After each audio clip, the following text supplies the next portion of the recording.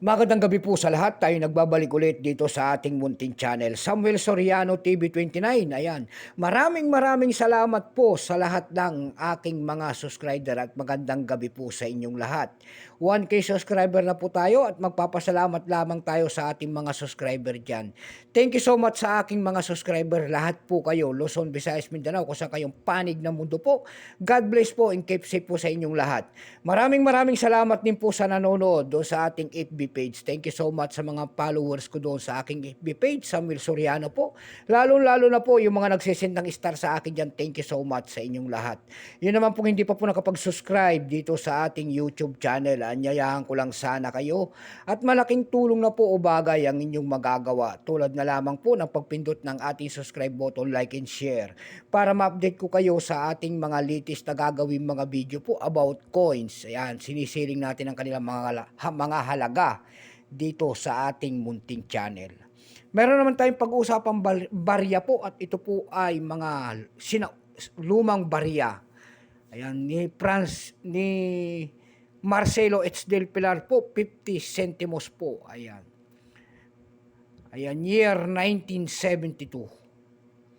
Titingnan natin ang kanyang presyo kung magkano ng kanyang halaga sa ating mga online selling.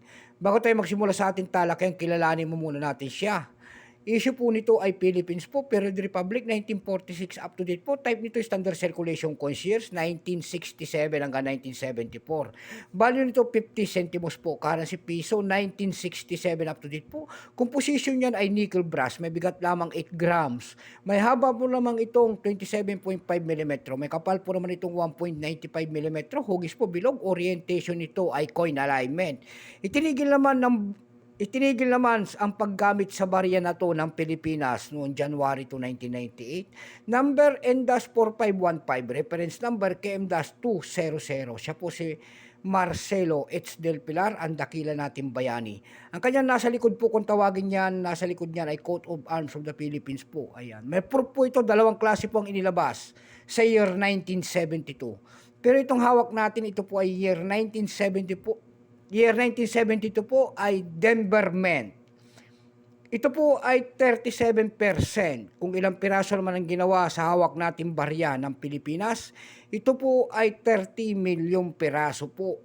May price na rin po yan doon sa ating numista.com kung tawagin ng ating mga kolektor. Yung kanyang verifying 30. Extra pa yung 36, almost ang circulated 41, circulated po ay 46 pesos. Dumako naman tayo sa mga presyo nito sa ating mga pandaigdigan. Doon sa ating EB.com, mayroon tayong nakita nagbebenta doon ng $23 nito. Ayan, rare coins daw ito. Mayroon na rin tayong nakita doon na $11.95. Mayroon na rin tayong nakita doon ng $11 eksakto po. Yung pinakamalit po na bintahan doon nakita natin ay $8.99. Dako tayo sa Carousel PH. Sa Carousel PH naman po, ang seller po sa Carousel PH na nagbebenta si internally po. Internally ang seller. Binibenta niyo po doon ang year 1972 niya na hawak natin na barya. Ito po ay 2,300 pesos. Ayan. Malaya siya magbigay ng kanyang presyo. Meron naman tayo nakita doon ng 180 pesos. Yung pinakamalit po ay 150 pesos. Ayan lamang po ang ating may babahaging kanyang presyo. Keep safe po sa lahat, in God bless.